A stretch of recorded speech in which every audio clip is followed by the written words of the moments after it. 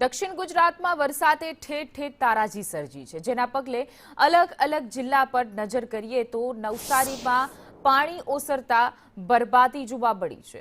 વલસાડ કોલક નદીમાં પૂર, સુરત પર્વત ગામમાં પણ સગર્ભા મહિલાનું રેસ્ક્યુ કરવામાં આવ્યું, તો સુરતમાં તાપી નદી બે કાંઠે જોવા મળી હતી। ભરૂચના આમોદમાં ભારે વરસાદને પગલે જળબંબાકારની સ્થિતિ જોવા મળી, તો વલસાડના 6 ગામો સંપર્ક વિહોણા રહ્યા।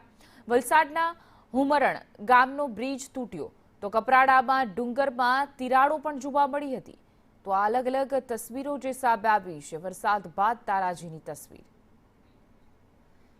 તો માંડલમાં પૂરની સ્થિતિ જોવા મળી, ખેડાના મંદિર વિસ્તાર છે એ આખા જળબંબાકાર થઈ ગયા। અમદાવાદનું સરલા ગામ પૂરના પાણીમાં ગરકાવ જોવા મળ્યું, તો અમદાવાદના કરશનપુરા ગામ સંપર્ક વિહોણું છે। ધોળકામાં ઠેર ઠેર પાણી ભરાતા સગર્ભા મહિલાનું પણ રેસ્ક્યુ કરવાની ફરજ પડી હતી। અમદાવાદના બોપલમાં પણ દુકાનમાં પાણી ભરાતા વેપારીઓને લાખો રૂપિયાનું નુકસાન થયું છે। તો આ તરફ વડોદરામાં ઢાઢર નદી બે કાંઠે વહેતી થઈ। ખેડા જિલ્લાના માતરમાં ખેતીની જમીનમાં મોટા પાયે ધોવાણ થઈ ગયું છે, જેણે ખેડૂતની ચિંતા પણ વધારી દીધી છે। તો આણંદના પેટલાદમાં પણ જળબંબાકારની સ્થિતિ જોવા મળી રહી છે।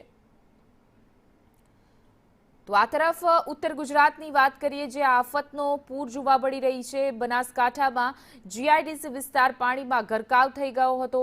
દિયોદરમાં લુદરાનો પણ મુખ્ય માર્ગ ધોવાઈ જતા વાહન વ્યવહાર ખોરવાયો હતો।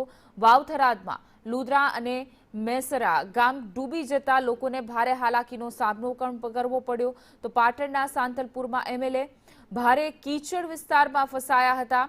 બનાસકાંઠામાં લુદરાથી બેસરા સહિત 4 ગામો સંપર્ક વિહોણા થયા છે। તો પાટણમાં પાક પાણીમાં ગરકાવ થતા ખેડૂતોની મુશ્કેલી વધી છે। થરાદમાં પણ સોમનાથ સોસાયટી પાણીમાં ડૂબી છે। બનાસકાંઠામાં ધાનેરા સરાલ રોડ આખો ધોવાઈ ગયો છે।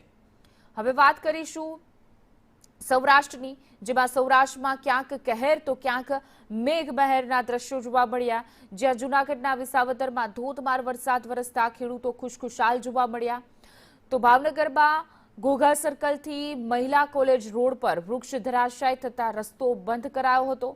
અમરેલીના સાવરકુંડલામાં ખેતરો ડૂબ્યા, તો મોરબીમાં મચ્છુ 3 ડેમમાંથી પાણી પણ છોડવામાં આવ્યું। તો આ તરફ નીચાણવાળા વિસ્તારોને એલર્ટ પણ કરી દેવામાં આવ્યા।